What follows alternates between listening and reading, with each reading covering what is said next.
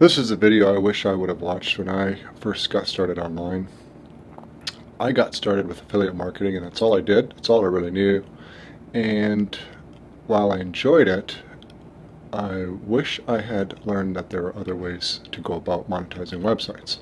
Now, most of us who start a website put in the effort, want to monetize it.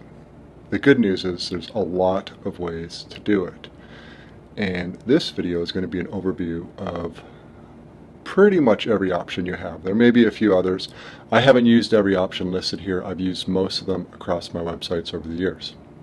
So I'm going to go through them pretty quickly, but the whole point is for you to think or try or test and realize there are other ways to go about monetizing and getting revenue off a website.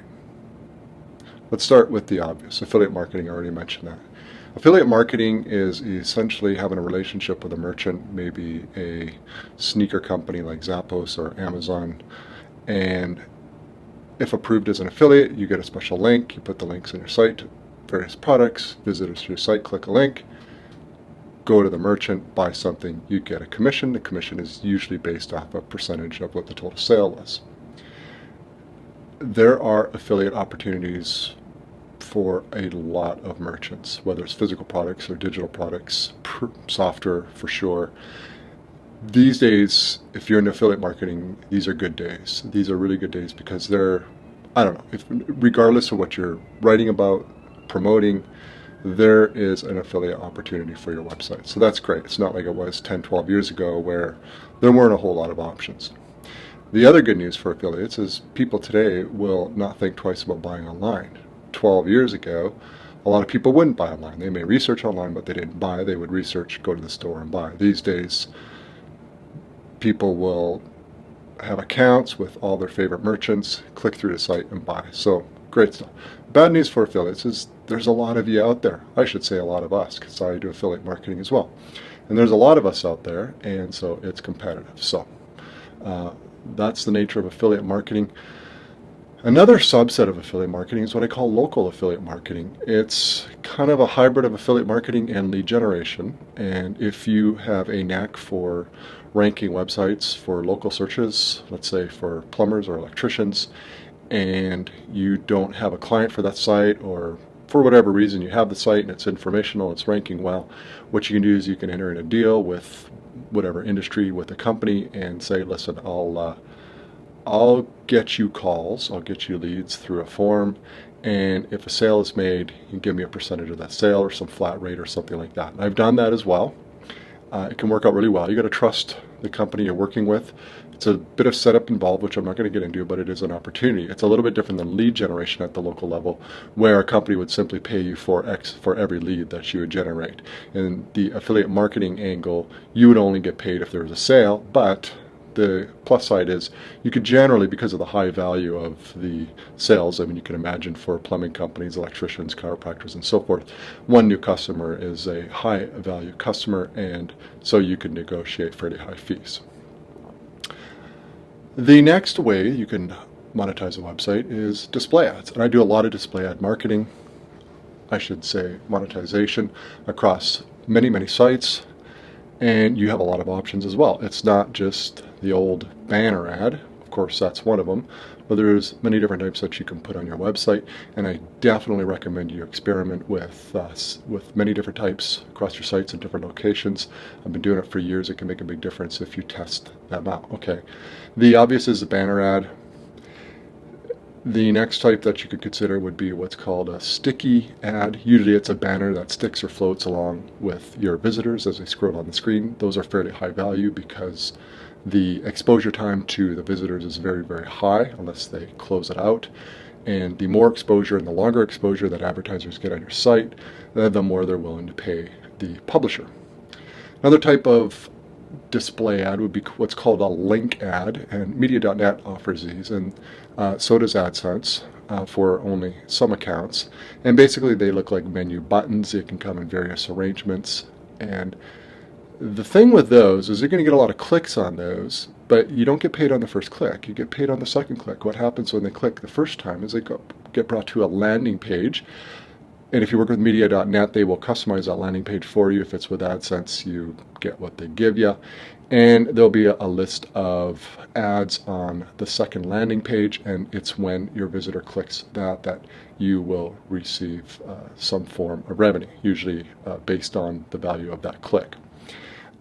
I like using these. They don't work well on every site. It's something you have to test. It's odd because on some sites they perform really well, on other sites they're terrible. So you just have to test them, and if they don't work, do something else.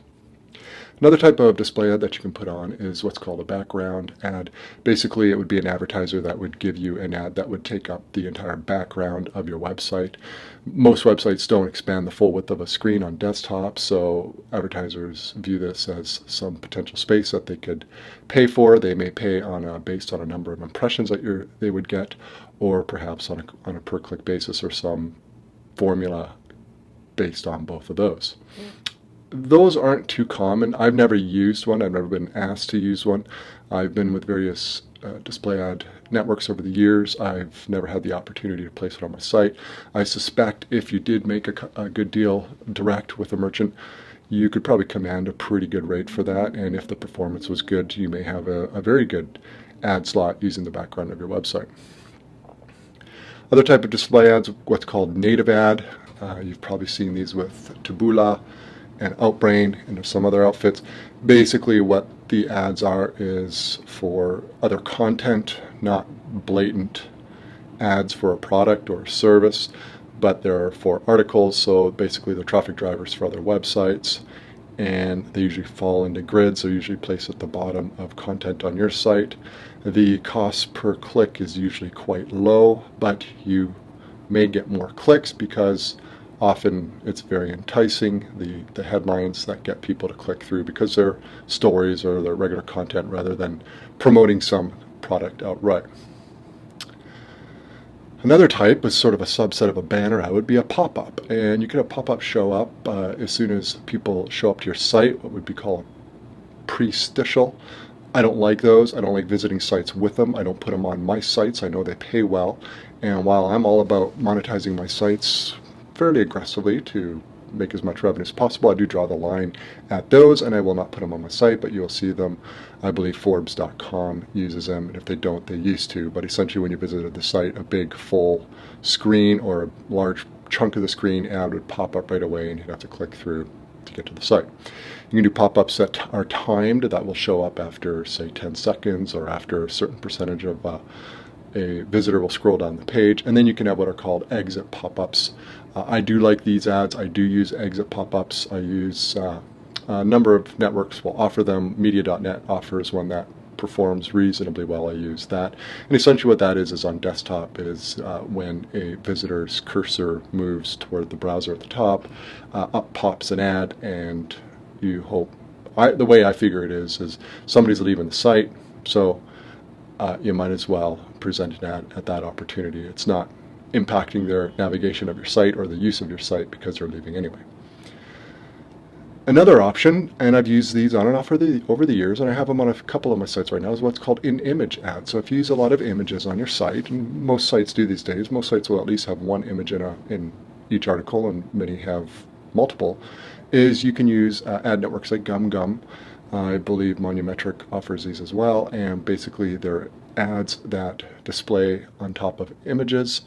Usually not every image in a post. You could stipulate, 1, 2, or 3 of the images, and it may show up as a banner at the bottom of the image, but I've seen some that will create these ads that expand over the entire image for a brief duration.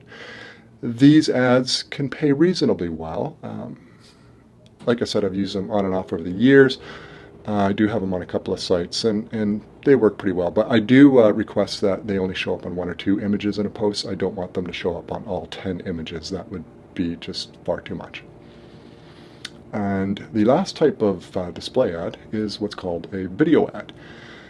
A lot of sites use these. I use them on all my sites, and they are very good at earning ad units, particularly if you can get a video ad that it has a sticky component so that it floats in the corner as visitors scroll down. The exposure is really long.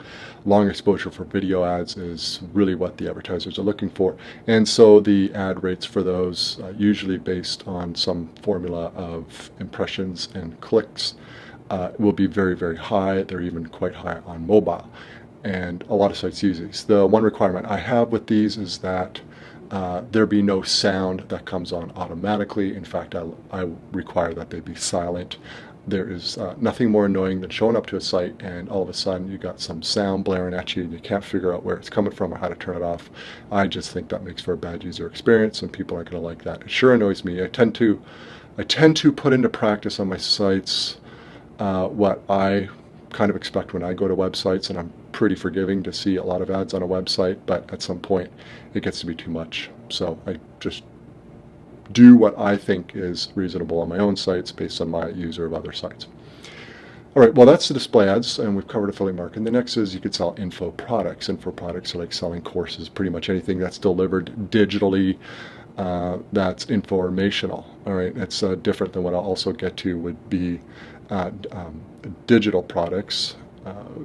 Very similar. I mean, you got info products and you have digital products. They're both delivered digitally, but info products is generally a digital format of information that you sell, and the classic format of that, it would be a course, some form of membership that gives you access to information. You're selling digital products. You can sell it for a one-time price. You can sell it on some sort of recurring aspect, and you can create info products in a lot of different topics for all different types of websites. Definitely some niches are better than others. Fitness niches tend to perform really, really well with these products. However, if you did a site on, well, pets niches can do pretty well too, but let's say you did a site on history, you like history and that was what your site is about, I think it'd be pretty hard to sell a higher priced info product on a history site. So it's really going to depend on your niche, what is going to work best for selling that. And it's also going to depend on the idea of your info product. Does it really resonate with your audience, or is it not really something, even though it serves your audience, that they would really want or need? Another way to monetize your site is what's called selling sponsored posts, and I have done this, but only to a very limited degree. In fact, I don't really do it anymore. And selling a sponsored post is essentially selling a blog post opportunity to an advertiser. They can provide you the content, or you will write the content. Maybe they're asking that you review their product. They send it to you, you review it, and usually they're going to ask that they have some level of control over the content.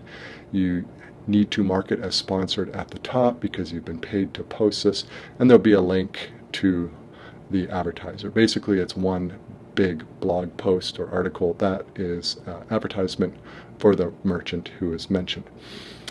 These can be very lucrative in some niches, and they can be a complete waste of time in other niches. And I don't happen to be in a niche where it's really been worth my time.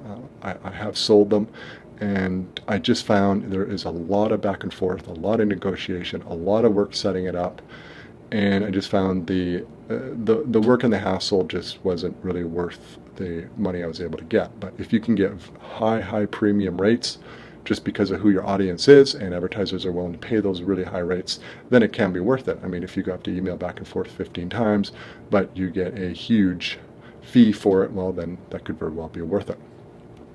Also, a sponsored post, you often will have to hustle for that. If you really want to ramp it up and you have a big publication, you'll probably need a salesperson to reach out and sell these.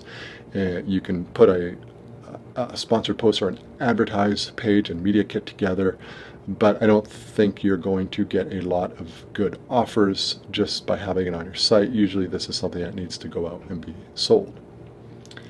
Another way to monetize your website is what's called lead generation, and I have alluded to this, but essentially you set up a website that serves a particular industry or niche, and you collect leads, be it through some form of contact form or email subscription database or some sort of quiz perhaps, or poll. Anyways, you're collecting information, and then you have an arrangement with whether a local business or a merchant or something, and they're getting those leads that they can advertise to. This was very popular, and it's still to a certain degree quite popular in the local realm, where you would crank out a local website and collect a certain number of leads and sell them for a flat rate to the local businesses that you're working with. And yet another way to monetize your site is selling software. And I don't sell software. I'm an affiliate for a lot of software. I really enjoy being an affiliate for software because it sells well and it usually has a fairly high price, and because it's digital, the commissions are quite good. They're definitely higher than they would be for physical products. But I don't sell it myself. I don't develop it. I don't make it. I'm not a coder. I don't really care to manage a bunch of coders and come up with an idea and deal with all the troubleshooting that's involved. However, if the idea appeals to you, and if done well and you have a very good software idea, it can be a very lucrative business. You can sell all sorts of things. At the top of my head, WordPress themes is an option. Plugins, people sell those. They hire a developer or they code themselves and sell them. You can create a cloud software, a SaaS software. That's a lot more involved.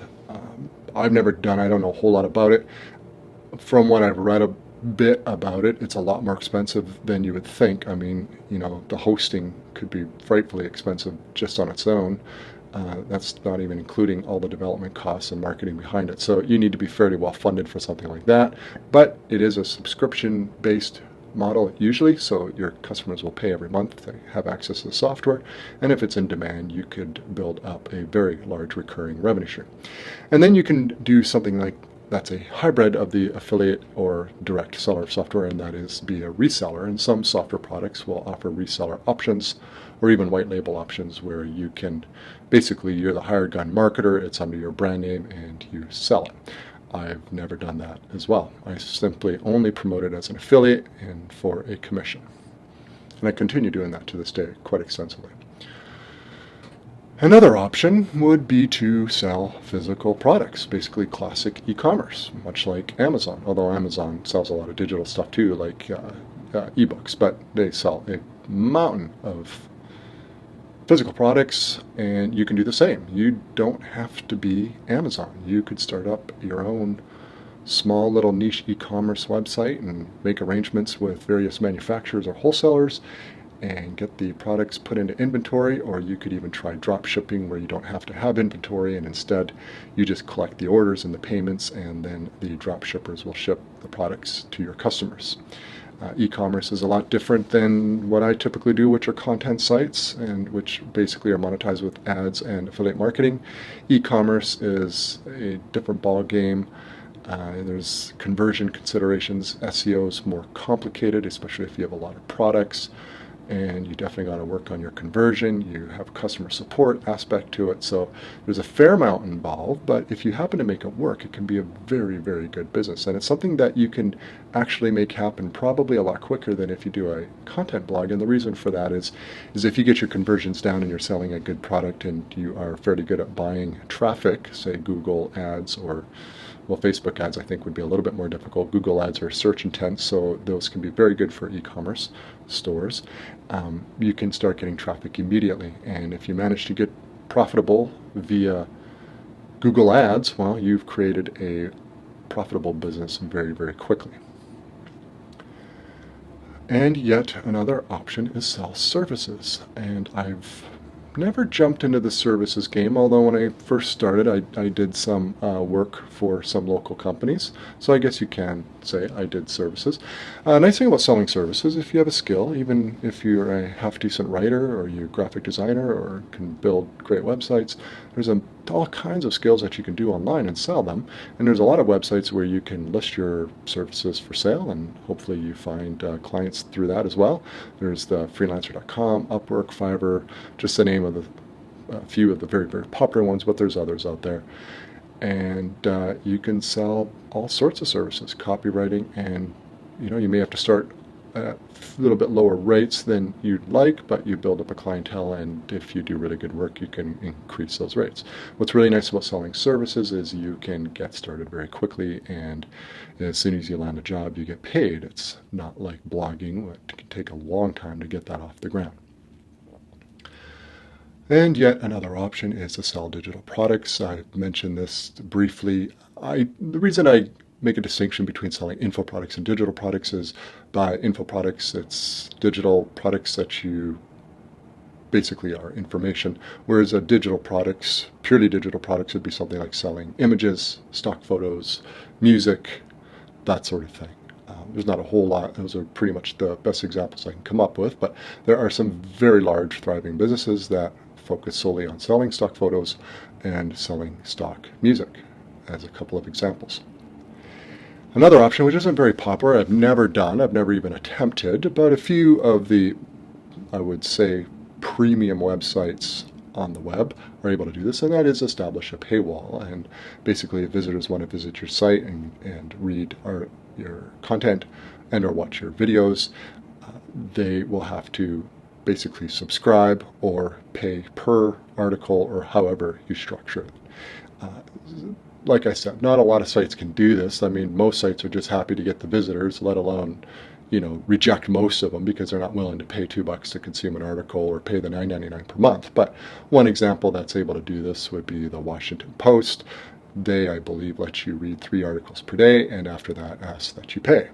Of course, they are one of the preeminent newspapers in the world, and so their content is some of the best, and they are able to get a lot of subscribers.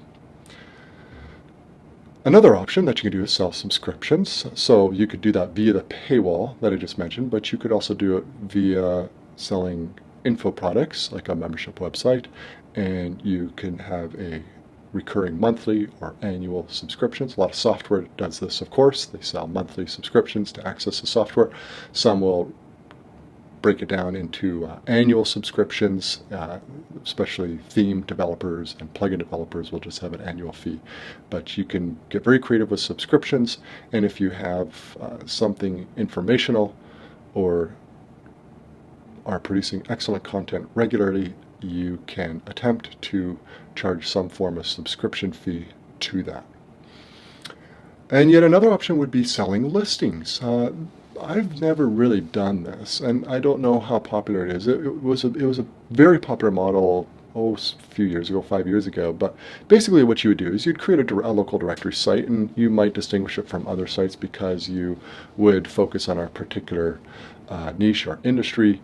And so maybe you would focus a directory on local tour operators in a region. And what you do is you build that directory out and you start getting traffic to it via Google and perhaps other sources. And then you contact local businesses and say, listen, I get so much traffic of people looking for tour operators. I'd like to offer you the top spot at the top of the page, which would be a sponsored listing, and you pay X amount per month or per year to have that listing. You can sell listings, let's say at a broker type website. Let's say a broker that lists businesses for sale, whether brick or mortar or online, and you want to get more exposure to potential buyers. You could pay a premium to have your business listed at the top in the sponsored post, the sponsored area. Another type of website that is able to sell listings would be a popular forum. If you wanted, especially if the forum has, let's say, a buy and sell area within it for its members, you could pay a premium fee to have yours stay at the top of that particular thread in the forum. 2 more to go. Got through the list. It's a lot. Like I said, this is an overview. I'm not going into the details or nuts and bolts of each. 2 more here. 1 more. The next one I should say is donations. I've never done this. I'm not really a fan of the donation thing, but hey, maybe I'm wrong. Maybe I'm missing out big time and should have a donation button. You used to see this a lot more 10 years ago. I don't really see it on sites anymore, but if you do something cool or you, for whatever reason, your audience enjoys donating and it works for you, put a donate button on your site and see if people donate. You can give it a shot. I don't do it. I don't plan on doing it. And lastly, you could sell consulting, offer consulting if you have a certain expertise in an area in whatever industry that you're involved in. It could be health consulting, fitness consulting, it could be marketing consulting for a particular industry. Basically, if you have expertise and you have an audience that wants to pay for that expertise, you can sell your consulting, which you usually do based on a time basis. You're basically selling your time. There are some pretty cool websites out there where you can list yourself as a consultant and they can hire you off those as well. It can be a very lucrative type of work. If you have a very good reputation and you're very knowledgeable in your area, you can sell consulting packages, you can do one-offs, you can get very creative with how you package it up, and it can be definitely a full-time thriving business. That gets us through it. That's a lot. You have a lot of options to monetize your site. I think typically most sites, especially content sites, which is what I'm most familiar with, is your options are really display ads and affiliate marketing for the most part. Selling info products is also very popular. I've done most of what I discussed today, not everything. And I would say today, my favorite, if I had to choose just one way to monetize a site, I would go with display ads. And that may be a very odd response to a lot of you, but I like display ads for one reason, and that is I love the flexibility. I don't have to write content where there's some sort of buyer intent or I'm trying to sell something. I can publish content and write content on any topic that I like, that interests me in any niche, and I can monetize it. And granted, the ad revenue won't be that high compared to other types of monetization, but for me, being able to enjoy what I'm doing and what I'm publishing definitely trumps all other options. And essentially, that's the mindset I take with all of my websites, and it's worked for me very, very well.